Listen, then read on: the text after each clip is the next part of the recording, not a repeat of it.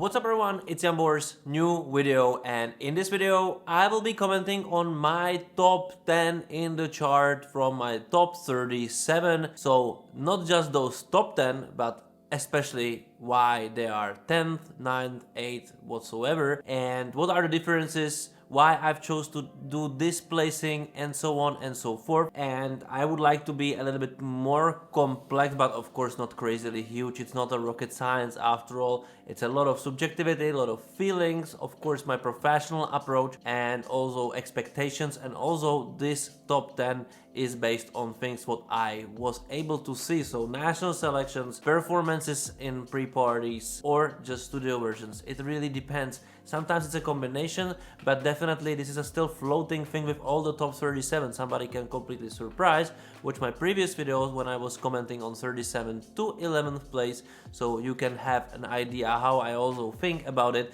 But this is specifically for this top 10. So let's just recapitulate what I've chose to top 10, shall we?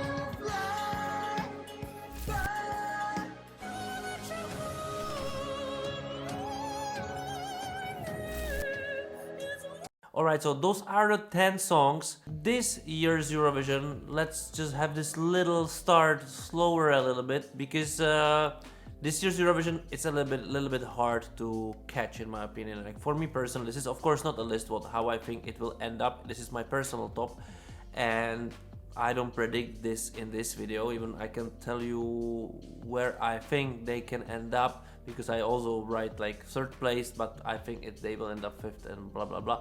But I really would like to empathize this, that the quality of the music in general went down even lower than last year, I would say. It's on the verge of below average. I heard some podcasts when they said like a little bit more average song get better. It's like, no, like actually we're commenting on the worse than average. And this is the issue, because we are putting our expectations a little bit lower, and then because we are in the mood of listening to those songs and so on, we get used to them, we starting to liking them and so on. But this is a little bit tricky thing, because of those songs are not that strong in general. The numbers are falling down on stream, so also people are not really that interested. I was comparing it to the previous years, and especially those weeks, the numbers are really not anyhow great. And you would expect that in the era of, you know, that of the brand of Eurovision and growing industry, that the focus there could really help, and not really. No, not yet. Maybe after Eurovision, but definitely doesn't really work out. That means that people don't like the songs that much, or that people are not caring about Eurovision as much, and maybe both, because the quality slide, it's also will be somehow shifting to people's mind, and therefore how they approach their songs after and otherwise, you know, not just in the content, like in the contest, you know, when they see them, okay, good, and that's it forever, instead of being really pumped up for their favorites. Of course, this is a little bit different from Eurovision Bubble, but Eurovision Bubble is a small drop in the water, you know, so I wouldn't take it that seriously as how it will really end up. It's not, they're not making the results happen. So this is it, but there is my top 10, and let's start with the 10th song, which is Azerbaijan. I was thinking to put this a little bit more higher, and this is the only song I'm listening in my headphones. It's the most radio friendly song, I would say, this year, which Many Eurovision fans says this is a problem. It's a classically radio-friendly songs. Like, what is the problem about it? But like, radio-friendly songs are the songs people want to listen. And actually, I would like to have more radio-friendly songs than just good songs, average songs, or somehow. But you know, how can we spread Eurovision is great when no radio is playing those songs, you know? So this is one of them. This is the song which, in my opinion, if it has labeled Sweden, it would be much higher in the odds, and anywhere else. It's very positive. It has this lucky vibe, you know, from Pharrell Williams. It has a very amazing performing by the guys. I saw them performing. They are really good. What they need to do is to move on color palette and staging to really be radiating this very positive vibe this song really has. And this is what I enjoy on it. It's simply positive song which works in the headphones, which you can dance, which you can sing with, and somehow anytime, anywhere, it's a universal song. I think kind of it's the best song this year we have from this marketing standpoint, you know, because so many of them are just Eurovision based and that's it, which will come even later a little bit, but I must say Azerbaijan did a great job. I don't know if they might qualify because they don't have bodies to vote for them. It's only public voting. They're never succeeding too much in public voting, but if I'm a juror, I would definitely vote for it in the semi-final if the performance will worth it, because the song does. The song does. That's why it's now 10th. And also you might ask, but if this is your favorite song, why it's not first? It's like, you know, it's my top 10 if I'm a juror, and still I think there are kind of better songs for better performance. I don't trust this song that much in me personally. It's the best song for the headphones I have. It's not the best song. It's not the best song overall, in my opinion. But that's maybe confusing, but it is what it is. Anyway, let's move on to number 9, and that's Italy. Italy is one of my personal favorites for the performance standpoint. It's not a song I would really like to listen in my headphones, not really, or watching the music video or anything, but I remember when I for the first time saw it in Sanremo, and I was like, huh, who is this guy? Like, this is very weird guy. I don't like to look at him, but I was listening the song because there was also something special in the air. This special charisma some artists can radiate and have, and he got me. He got me by the performing the song, the way how he can imprint the vocal to it feels so authentic. Like, this screams authenticity, the realness. It's not a construct. It feels like he has a mask and so on, whatever. But the way how he performed the song, the way how the song sounds with his live, you know, exhibition, the sureness of the and kindness somehow of all of this performance is just absolutely amazing. I think they will end up very high because the juries will see this point of it, this ultimate performing quality with a really good song. It's just not a song made for, it's not a hit. It's not a hit song. It's the good song, a little bit niche, but not a universal hit, I would say. So this is from my standpoint, number 9, why Italy is there, deservedly, even though lots of people are sleeping on it. But I don't think we should underestimate Italy, you know. Anybody who comes from Sanremo, even this year was a little bit weaker, can really do the craft. It's a sure thing, you know. It's something which they have above most of the European artists who are coming to Eurovision, because there is not such a competition in their own countries. But in Italy, if you want to be something, you must be really, really good, and there is no question about it. So that's why Lucio Corsi is my number 9. And let's move on. Let's move on to number 8, Lithuania. And Lithuania, you know, again, it's not the song I would listen in my headphones. It's a song I don't even understand what is it about. Of course, I read the lyrics and I know, but I cannot connect with it in English or Czech to completely different language. Doesn't work this way. If you don't really speak the language, hard to understand. But okay, this doesn't matter because the performance, this authentic performance, the guys know what they do. They are kind of those grungy guys. It works. It simply works performance-wise, the atmosphere-wise, the charisma-wise. There is all this is the band I would really go for a concert to, you know, to feel it, to feel this. We are the concert band. We are not really Eurovision thing, and I appreciate this, that they didn't bend their back for Eurovision's sake, because what it actually is, after all, they're selling themselves.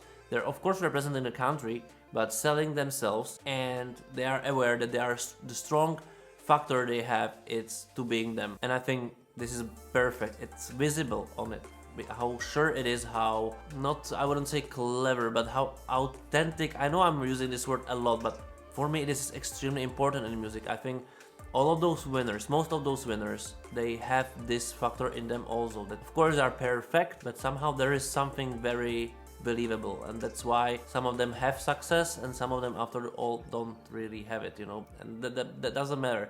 But this Eurovision needs more Tavo Akis from Catharsis, and Catharsis is more than anything else, you know, those real bands, real artists, like the reality making, you know, like not just singers of one single, but something which has much bigger story around than just being a Eurovision song, which I like. 8th place. And number 7 is Malta. So now you will say like, but this is a complete opposite to it. And I would say yes, but a great one. This is a construct. This is a quirky song. This is a controversial song on purpose. But unless, for example, Finland, this is quality.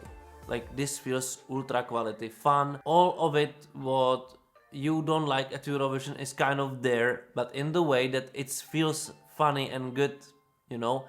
It feels cheesy, but with some kind of a comedical good aspect. I don't know how to decipher this for you, but I think I need to come with the feeling. When you feel the quality and when you don't feel the quality. And in Malta's case, I feel the quality of performing, quality of ideas, quality of this controversy. It kind of makes sense. I like it. I like all about it. And maybe you say, but it's an absolutely crazy song. You don't like Bara Bara Bastu that much or Espresso Macchiato. Yes, because they are two parodies. You know, they are two, how to say, two direct comedies, those typical, you know, comedies, but they're about this song. There is something a little bit more, and I enjoy it. I think it's also because it's a music. It's melodically also a fresh song, unless those other comedical stuff, not just those two I mentioned. This has more than it. You know, it also has melody. It also has singing.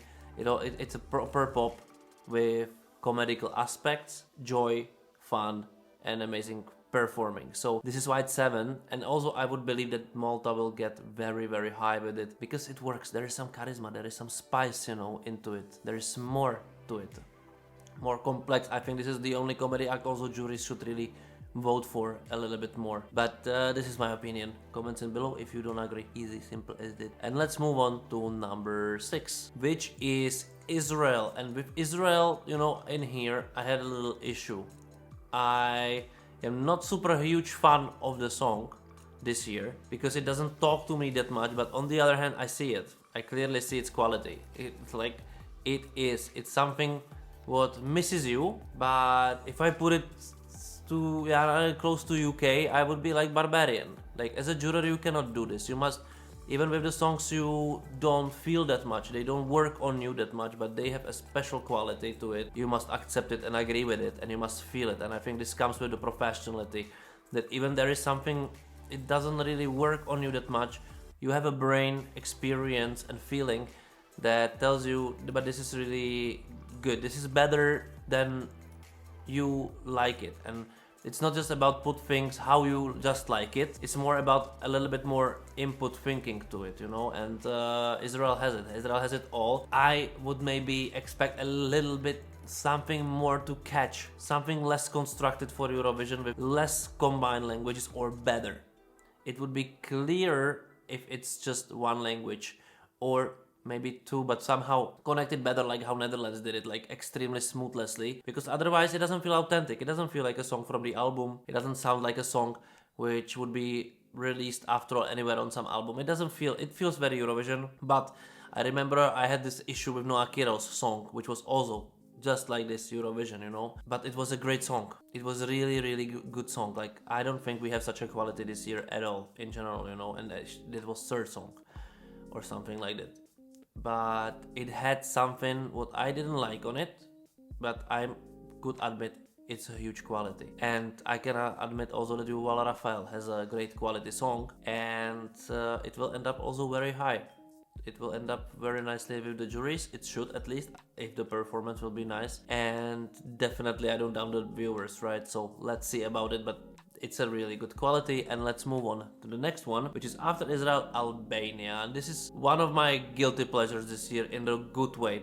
It's not guilty actually, then, you know, I don't feel guilty about liking it. It's this song which comes from the very strong national selection, where both of those songs from Elvana Giata and this one could do amazingly well at Eurovision. Elvana would have it easier, Zierm would have it harder, because it's not a typical public voting song. It's artistic, it's a niche, but it's a niche with a melody which is completely digestible by a regular person and definitely by jurors. I think jurors should see the quality in it, which is more complex than in many other songs. It doesn't feel like a song constructed to Eurovision. I'm also kind of glad that they kept this you know, I don't know how it's even called, this talking, you know, in this song, but it makes it like we don't care, but it's authentic. It's also extremely melodical. It has amazingly nice melody to it, which it's captivating. It's something else, and yet it's understandable, which is a brilliant mixture of how to do a like specific meal, which is not for everybody, but everybody would like to taste it. It's interesting for everybody, and definitely for me, that's why it's fifth. And I think it might also end up like that at Eurovision, at around this position, because it will be a jury thing. I think it also can get some public across the border, which I mean the generational mix. And let's move on to number 4, which is France. The song Maman is just wonderful. It's simple, it's family friendly, it's generational, especially for women who are moms already and older and grandmothers and all of them. I think for them this song will be talking to. Really, it's understandable. Regardless the language you sing, it feels so authentic when she's performing it, because it's her story, right? It's something what she wants to do, and there are no curls to it to scream, Eurovision thing, we need to add something to it to make it to, instead of bringing the message, let's bring something else to make it Eurovision acceptable. I think this is Eurovision acceptable also. Just keep it what it is. Keep it what it is. Tell us what you want to tell in language what you want.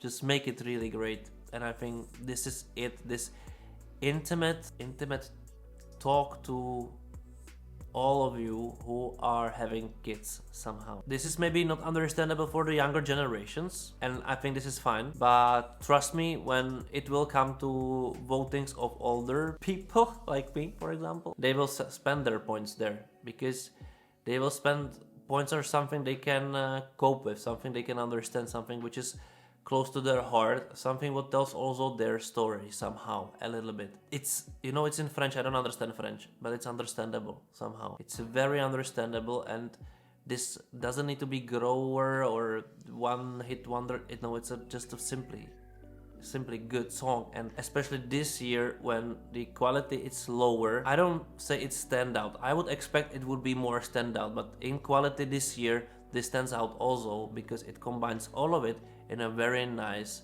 gentle package. That's why I put it on my fourth place. So fourth place France, because the third is Netherlands, and Netherlands, it's a special thing for me in the way that I still would like it would have something a little bit more something, you know. But again, in these years, this stands out, and it stands out even by the performance, because there is something extremely special about Claude and his performing, and that's the ultimate assurance and positivity. It's normally getting into you, you know. You believe that anything he says with joy and somehow kindness, and this is this talent, this is this something what you are born with, and I think he has this thing talent cultivated in him, the way how his eyes, his face expresses when he sings. This is fascinating, you know. This is for me like a true dark horse for winning Eurovision, just because of this radiating feeling what he can deliver through cameras. He has a good song, he can dance, it's a English-French with the smoothest transition ever, so it's not annoying there. It's the song which you already know, kind of. Everybody knows it by the melody. And the way of his posture, and this is extremely important, the body language and the expression and the eye, the feeling from it. It's, I think, the best out of all the artists we have this year at Eurovision. I think he's a superstar. I think this guy can really become like a huge European star in the future. I think he needs to choose a little bit more complex songs than this song, because I think this should be a little bit evolution when he will be also growing up from this easygoing man to somebody who's like having a little bit more experience, and it would be nice to see this road, because I really think we are looking at one of the biggest European stars of 2020s. I think, because there is something extremely special about Claude, and I think that it cannot be hidden from the cameras at Eurovision. So that's why he's third, but also I think he can really win it at some, you know, it can happen.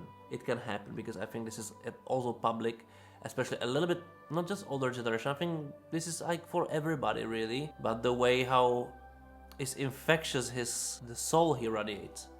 This is absolutely amazing, and I think this might be one of key to do extremely well at Eurovision, because it's nothing, it's not forced, you know. It feels just the guy who just has the talent and just using it. Fascinating. But on the second place I have Ukraine, and Ukraine is there for a really good reason, because it's not my favorite song at all by listening to it only in the headphones, even though I'm starting to liking it, but this doesn't matter. I saw the performances, all of them, and what authenticity, sureness, strongness, everything. It's a full package performing. It has such a power. It's amazing to watch something what you don't like that much, but when you see it live, it just got to completely different sphere from both professional and human side, because this talks to me as a human somehow. I don't know how they're doing it, but they are doing it, but also from professional way, because the way how they interpret their song, how rich it is on sounds, how rich it is on melody, how rich it is on vocals, how real it is, how this imprint, this realness, you can feel it. You cannot measure it, but you can feel it, and I think I have a radar for it, and I'm telling you that Ukraine will go extremely high this year, because of course I count in that they will receive a lot of public votes as usual, and they deservedly, again, they deserve a lot of all the time, because they send also quality, you know, and from juries also, because I think juries will see the complete difference between so many artists and them, of the way how it's, again, it doesn't feel forced, it feels real yet extremely powerful, and they don't need to put any other, you know, stupid stuff into it to make the song be a great song and still be interesting throughout the whole experience of their singing. So that's why it's my number 2, because I recognize this and I value this above a lot of other stuff. So yeah, and maybe exception of it, then it's my first place, which is Austria. JJ and Wasted Love is there for one very serious reason. I think this song is by far superior to any other song this year. It's the best composed, best produced, the richest. It's like I was having in the previous video this comparison to football, right? Which I do like too often. Like, you have footballers who are playing in Czech League. Czech League is not that strong, but they will have amazing statistics.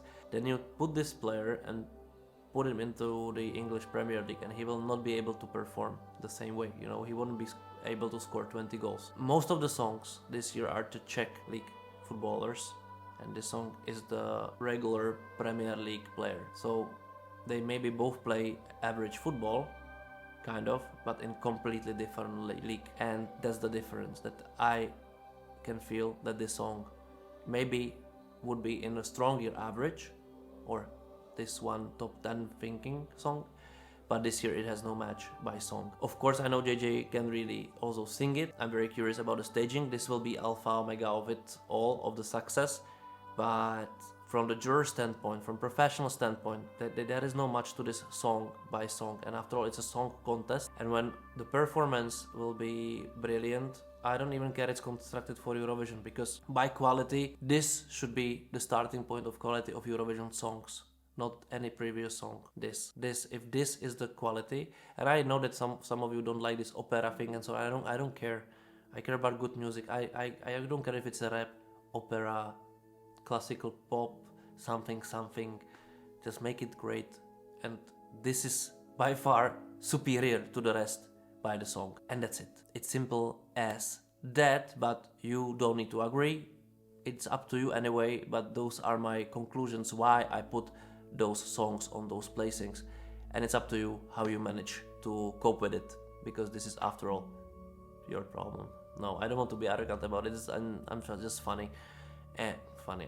It wasn't a joke actually. No, I'm a little bit tired of talking, because I think it's kind of clear what I wanted to say by this, and I just really hope that you enjoyed it, that you liked it, that you're subscribed to the channel, like the video, share the video, write me in the comments below, and if you want to support me, become members of the channel. It's cheap, but for me it's a very nice bonus to have at the end of the month, so would be nice. And also you will receive for some exclusive content all the time. So thank you for watching, and see you next time.